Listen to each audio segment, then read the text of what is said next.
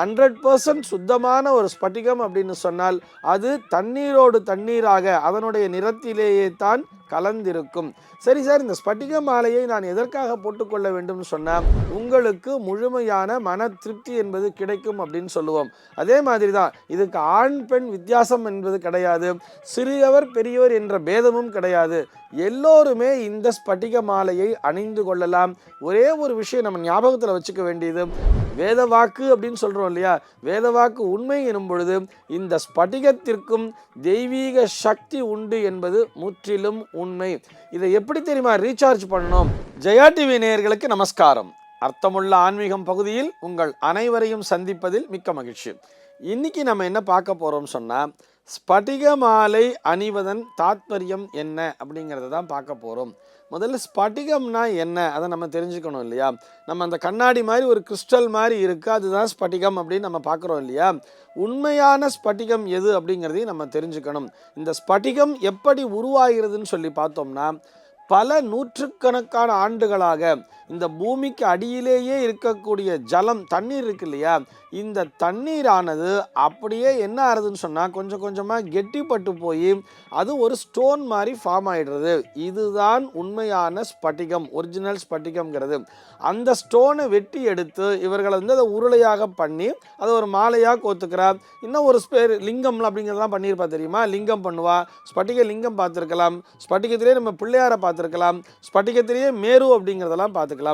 ஆக இந்த ஸ்பட்டிகம் என்பது எங்கிருந்து உருவாகிறதுன்னு பார்த்தோம்னா, பூமிக்கு அடியிலிருந்து கிடைக்கக்கூடிய ஒரு பாறை தான். அந்த பாறை கூட எப்படி உருவாகி இருக்கும் அப்படின்னு சொன்னால், இந்த நீரானது பூமிக்கு அடியிலேயே இருக்கக்கூடிய நீரின்றி அமையாது உலகுன்னு சொல்கிறோம் இல்லையா, இந்த உலகிற்கே ஆதார சக்தியாக விளங்கக்கூடிய அந்த நீரானது பல நூற்றுக்கணக்கான ஆண்டுகளாக இந்த பூமிக்கு அடியிலேயே இருந்து இருந்து இருந்து அது கெட்டிப்பட்டு போய் இறுகி போய், நம்ம இப்படி கூட மைண்டில் வச்சுக்கலாமே, அதாவது இந்த ஒரு ஃப்ரீசரில் ஜலத்தை வச்சா வந்துடுறது இல்லையா, ஒரு பனிக்கட்டி மாதிரி ஆயிடுறது இல்லையா, அதே மாதிரி தான் இது பாறையாக உருவாகி விடுகிறது.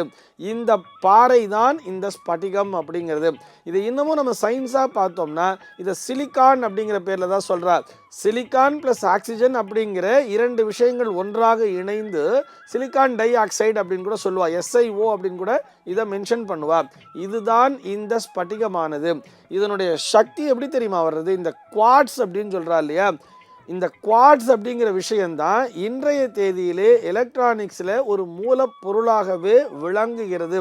ஒரு துல்லியமான ஒரு விஷயத்தை இந்த குவாட்ஸ் அப்படிங்கிறது தான் நமக்கு இன்றைக்கி கொடுக்குறது இல்லையா. நம்ம நிறைய படிச்சுட்டு இருக்கோம் ஃபிசிக்ஸில், cesium 133 அப்படின்லாம் கூட சொல்லுவாள். இந்த குவாட்ஸுங்கிற வார்த்தையை நம்ம இந்த கடிகாரத்தை பார்த்து தான் நம்மளே ஃபிக்ஸ் பண்ணியிருப்போம். இதுக்கு முன்னாடிலாம் கடிகாரம் அப்படின்னு சொன்னால் கீ கொடுப்பாது. வால் கிளாக்காக இருந்தாலும் சரி, நம்முடைய கையில் கட்டிக்கிற ரிஸ்ட் வாட்சாக இருந்தாலும் சரி, கீ கொடுத்துட்டு இருந்தா. எப்போ இந்த குவாட்ஸ் அப்படிங்கிற ஒரு விஷயம் அப்ளிகபிள் ஆகிடுத்தோ அதுலேருந்து கீ கொடுக்குற வேலையே இல்லையே, ஆட்டோமேட்டிக்காக அது பாட்டி ஓடிண்டே இருக்கு இல்லையா. நம்ம மொபைல் ஃபோனில் பார்த்தா கூட ஒரு கடிகாரம் அப்படிங்கிறதுலாம் ஓடின்னு இருக்கு. இந்த சிலிக்கான் சிப்ஸ் அப்படின்லாம் சொல்கிறோம் இல்லையா, இந்த சிலிக்கானைத்தான் மூலப்பொருளாக கொண்டது என்பது தான் இந்த ஸ்பட்டிகம். சார், ஒரிஜினல் ஸ்பட்டிகமா அப்படிங்கிறத நாங்கள் எப்படி சார் கண்டுபிடிக்கிறதுன்னு சொன்னால், நீங்கள் இந்த ஸ்பட்டிக மாலையை வாங்கி ஜலத்தில் போட்டுற வேண்டியது. ஒரு தண்ணி சுத்தமான ஒரு இந்த டிஸ்டில்டு வாட்டர் மாதிரி இருக்கும் இல்லையா, அந்த தண்ணியை வாங்கி அதில் போட்டு பார்த்தீங்கன்னா இந்த மாலை இருப்பதே கண்ணுக்கே தெரியாது. அதாவது இந்த ஸ்பட்டிகம் கண்ணுக்கே தெரியாமல் நீரோடு நீராக ஒன்றாக கலந்திருந்தால் இது ஒரிஜினல் ஸ்பட்டிகம் அப்படிங்கிறத நம்ம பார்த்து செலக்ட் பண்ணிடலாம். இந்த ஒரிஜினல் ஸ்பட்டிகங்கிறது கூட ரொம்ப விலை கம்மி தான். இந்த ஒரிஜினாலிட்டிங்கிறத ரொம்ப காஸ்ட்லி அப்படின்லாம் சொல்லி ஏமாற வேண்டாம் அப்படிங்கிறதுக்காக சொல்லிட்டு இருக்கேன். தண்ணியில் போட்டு பார்த்தாலே நமக்கு தெரிஞ்சிடும். இது அதிலிருந்து வித்தியாசமான ஒரு கலரில் தெரிஞ்சால் அது அதனுடைய குவாலிட்டி அப்படிங்கிறது குறைச்சல் தான் அப்படிங்கிறத நம்ம முடிவு பண்ணிக்கணும். 100% சுத்தமான ஒரு ஸ்பட்டிகம் அப்படின்னு சொன்னால் அது தண்ணீரோடு தண்ணீராக அதனுடைய நிறத்திலேயே தான் கலந்திருக்கும். சரி சார், இந்த ஸ்பட்டிக மாலையை நான் எதற்காக போட்டுக்கொள்ள வேண்டும் சொன்னால், உடல் சூட்டை தணிக்கக்கூடிய தன்மை என்பது இந்த ஸ்பட்டிகத்திற்கு உண்டு. தெய்வீக சக்தி என்பதும் உண்டு. நிறைய பேர் என்ன சொல்லுவான்னா, இது சும்மா ஒரு ஸ்டோன் தான், இது வந்து பூமிக்கு அடியிலேருந்து கிடைக்க ஒரு விஷயம்தான், இதுக்கு போய் தெய்வீக சக்தி அப்படி இப்படிலாம் சொல்கிறது இது வந்து ஹம்பக் அப்படிங்கிற மாதிரிலாம் நிறைய பேர் சொல்லிட்டு இருக்கா. அது முற்றிலும் தவறு. இந்த ஸ்பட்டிகம் என்பதற்கு தெய்வீக சக்தி உண்டு அப்படிங்கிறதுக்கான ஒரு பிரமாணம் நம்முடைய வேதத்திலேயே இருக்கு. ஸ்ரீருத்ரனை மனதிலே தியானிக்கும் பொழுது என்ன தெரியுமா ஸ்லோகம் சொல்லுவா?